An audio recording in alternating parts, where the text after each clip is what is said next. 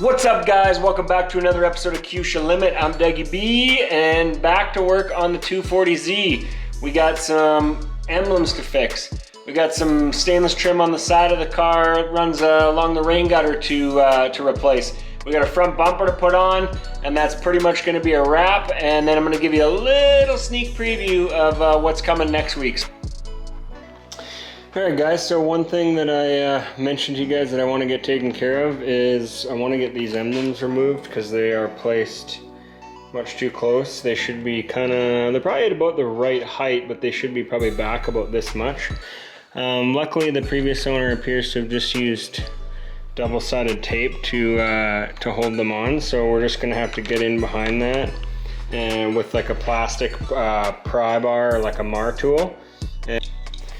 Hey guys, so I got that popped off. I didn't bother setting the camera up, it was just a quick little popped it off with a plastic pry tool. But one thing I noticed too, I'm not super familiar with the Series 1 cars in regards to what they have for alignment dowels or anything, but it would appear as though there were supposed to be two, although he had double-sided both of them on, so maybe when the car got painted, he filled in the dowels, or maybe they're never, I don't know. Yeah, I'm honestly not really, roughly what it looks like, but what's going to need to be probably somewhere right around there. I'm going to guess is the more accurate, or maybe right about there. So I'll do some measurements, figure it out. We're also going to pull this trim off. I'm going to show you guys the easy way to take it off so that you don't bend and mangle it like the previous owner did on this section, or this entire piece actually. So yeah, I'll show you how to take that off, and then I got some other stuff that we're going to polish up and put on. Alright guys, so we're going to put these badges back on. Luckily, I finally got the measurements from a guy online as to where these are supposed to sit, because as I mentioned before, this thing's a little dirty by the way, it was sitting outside the last couple days, but the previous owner has filled the holes where the old ones would have been. Because this is a Series 1 car, it's a 70, so there's a high probability, or somebody can correct me maybe for sure, that it had metal badges originally. At some point they've been replaced, or maybe it had plastic badges and somebody just replaced it with plastic. But what he did was he had broke the previous owner had broke the tabs off, so it wasn't worth it for me to re-drill the holes or anything like that. I just wanted to know where these sit, and we're just going to use VHB tape. This is like what all OEMs use to hold emblems, side molding, everything on. It'll stay on no problem. And also it's removable, so if somebody later on wants to, when I don't own this car, wants to remove the badges, there isn't holes there. So essentially pretty simple, but we're going to lay this on here, and then we're just going to cut around it with like a Olfa knife and make sure that you can't see any of the double-sided tape through any of the spots when it's on the car. And then we're going to measure up where the emblems go, and we're going to put them on. So let's get to work.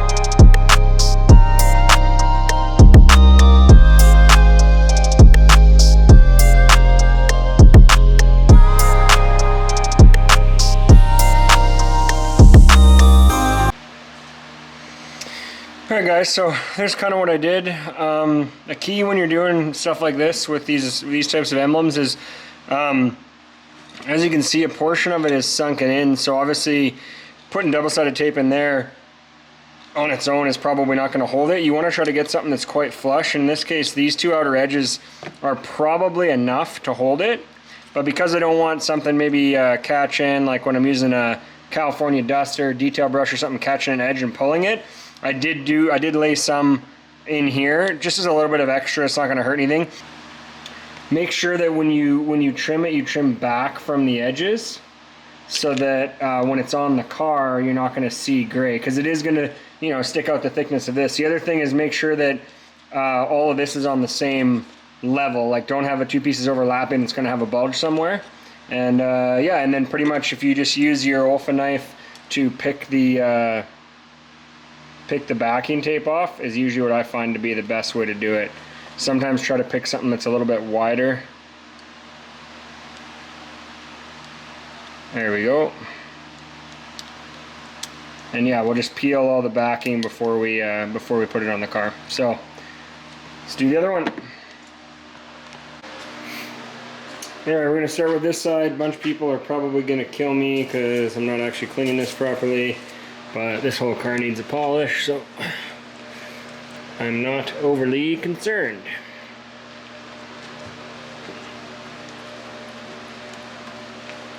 Alright, now we gotta do some measurements from kind of right here over and the gutter or the rain drip rail and over, and let's mask it out with tape and then we'll know where it's gonna sit.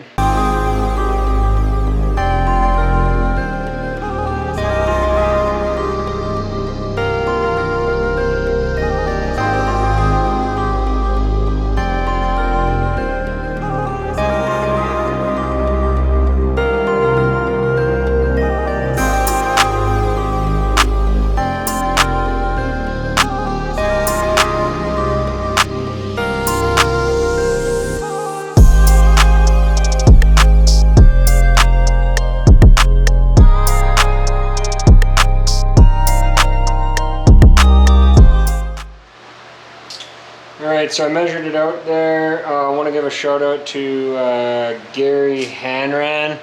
He's the one that measured it out here, so hopefully you guys can see that.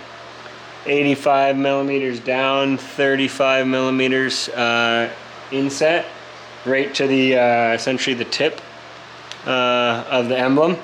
This was on the US30 Life group, I think it was, so shout out to him. Yeah, that's essentially where I've made this dot. So I'm gonna lay it down and just not push down on this corner until I can get the tape out of there. But we should be pretty good. The only thing I really gotta eyeball is to make sure that it's level. So yeah, we should be able to do that just by kind of eye. I think it'd be really hard to get an actual level, you know, other than because this is a curve this way and it's curved this way. So I think I'm better off just kind of eyeballing like this. Luckily with the double-sided tape, you can just have it on there lightly and not put any pressure. You can kind of stand back. That is very crooked. So it's got to kind of come a little bit more like this.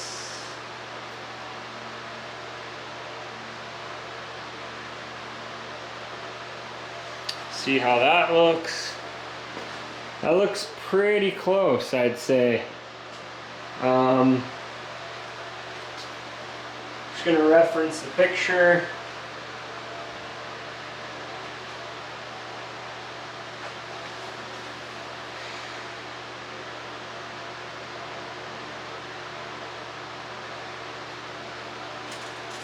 Do another rough check. That's rated 85. Oh, I'm sure right here. It's got to come in just a little bit. There should be a little bit more over the dot.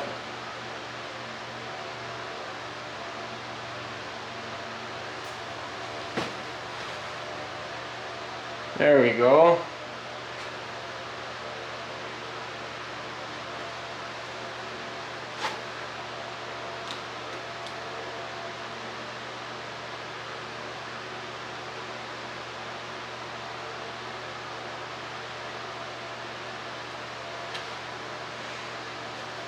And just play around with it till we get it right.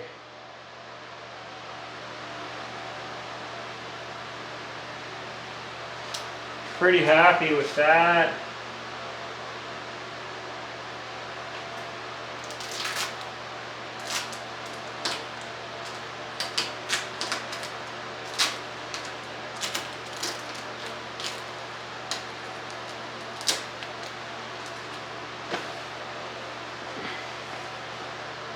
Right on. All right.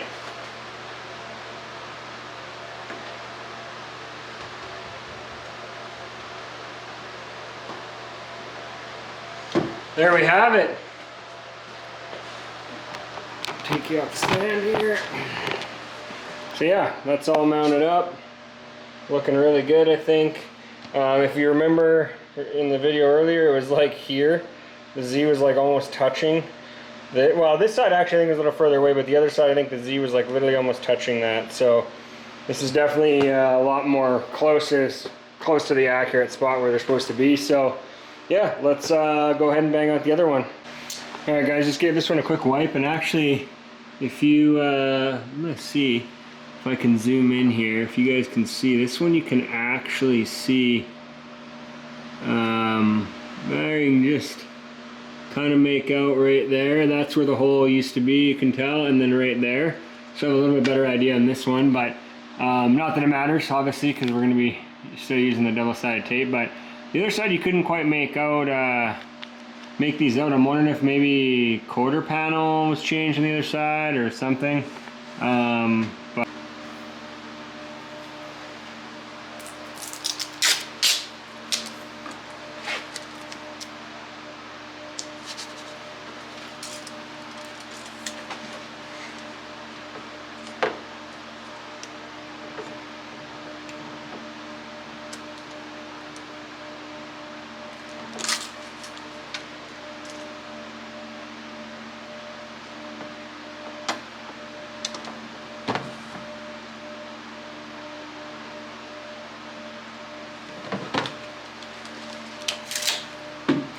alright.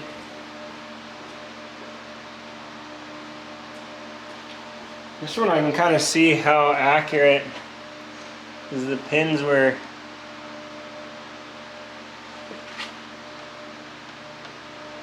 right here, so the pins were here and here. You can actually kind of almost poke this pin out, so that should be able to get me.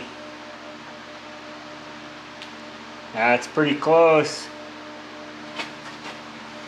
I think it's more so making this one straight, because the Z is a little different. Obviously we're not measuring off the Z, we're measuring off the 2.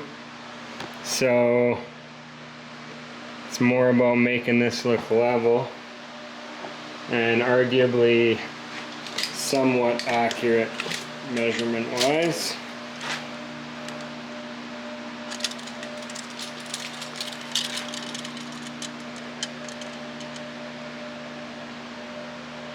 It's a little further in, but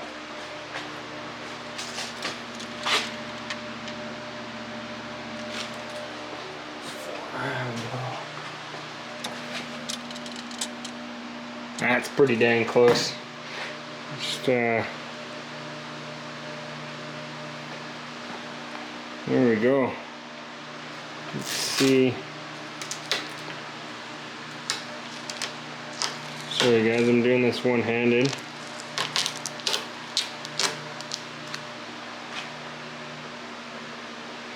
Kind of use the holes more so to line that one up. Well, I think that's pretty good. If anybody ends up picking that apart, they're going to pick other things apart on the cart.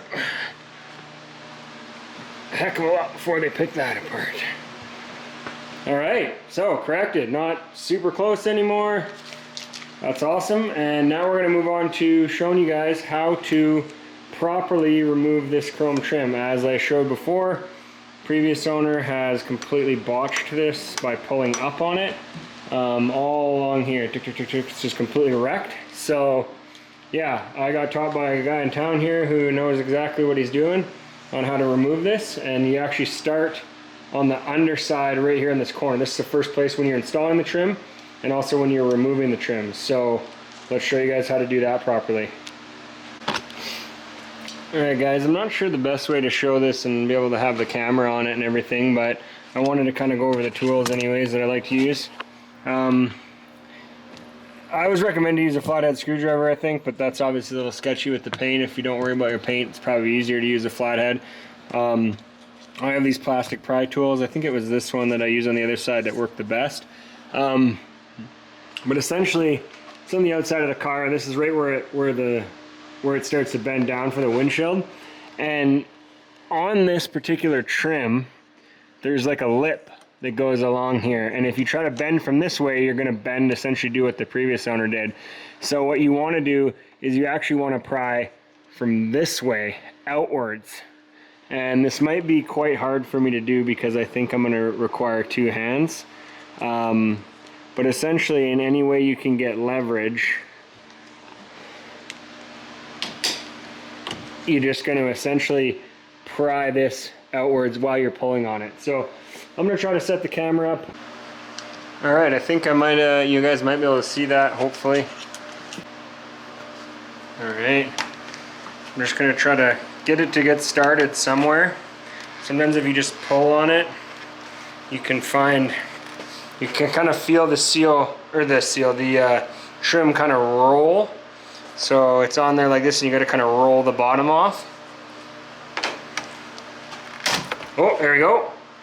So essentially now you just go along, you just roll this whole bottom off. So no prying, no nothing. And you just continuously roll along, that way you're not going to bend the trim. Let's take... I'm going to show you guys what I mean. You just kind of roll the bottom off, and you'll see that's how you do it without bending the trim. It all comes off nice and easy. See, sometimes on cars like this, if you watch my video on the red car, this gets filled with paint and filler and whatever else, and then there's no lip there anymore. So just be cautious of that. That can be a bit of a problem when you're putting the other one back on. But anyways, we got both those off. I took the other one off camera the other day, and yeah, we're just gonna polish up the other ones that I have and get them on, which are right here. There we go. These just need a little bit of a polish, and then we can put them back on the car. So let's do that. Alright, so same thing we used on the chrome on the bumper, except it's probably going to do a lot better job on this because this is stainless, which is meant to be polished. So we're just going to use the compound, which is like the harsher pad, the purple one, with the, this is step 1, 3M rubbing compound. And then we're going to switch to the black pad, which is the finer one, and the machine polish. So yeah, pretty simple. Let's just show you guys kind of what it looks like right now. It's not bad. This thing's actually really, these are in really nice shape.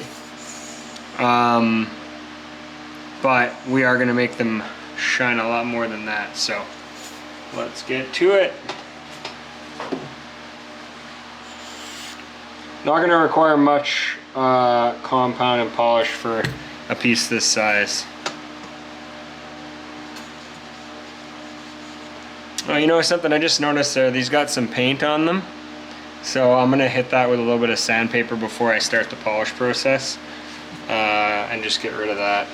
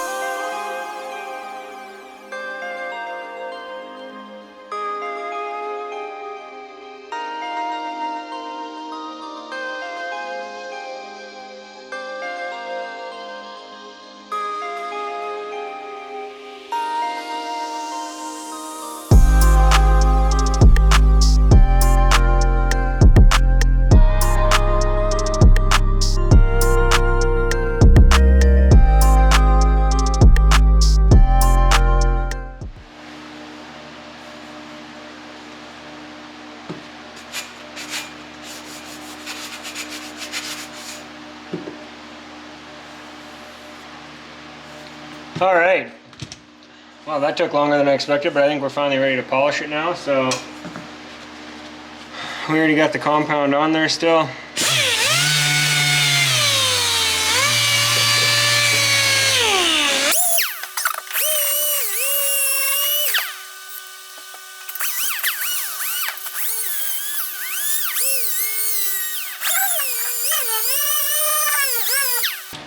See how that looks? Oh yeah. Huh. I don't know if you can see it, but yeah, I'm sure you can on camera. There's already a nice shine to that. Now it's like just a quick little hit with the compound. So like this is pretty shiny, you know, but if you kind of go to there, hopefully you guys can see the difference in the mirror. So I'm not going to bore you with a whole bunch of time lapse of this. I'm just going to go ahead and polish it, and then I'll show you guys how to install it on the car. Alright, I just want to show you guys the difference from one that's done versus one that's not. So as you can see, nice mirror finish there. Not that this one's bad, but 100% you can tell the top one has been polished. So yeah, putting these on, you can go back and watch my video on the red car, but I'll just run you through. It's pretty easy. You start kind of right here like that, and you just really just push it on with your hand, and it should, if there's a bit of enough of a lip there, it should stay for the most part, and then you just work your way along, tapping it on. Use a very, very soft rubber mallet, but if you can just use your hands, is usually kind of the best. And it's really hard to do one-handed with the camera, but yeah, essentially when you push on here, hold with your left hand, then use your right hand, keep working your way down, and you'll get her installed. And if you want to see me do it, just go back and watch my red video. I'll link it right here. Alright, there we go. Got that polished up and installed. Badges, so you can kind of see there, and this side done as well. Yeah, so like I said, just press on. All good. Surprisingly took longer to polish those than I was expecting. They're kind of an awkward thing to hold. So we got a rear bumper to go on next. We're going to do the same thing to the front bumperettes that are on here, and that we did on the rear bumper, and get that installed in the front.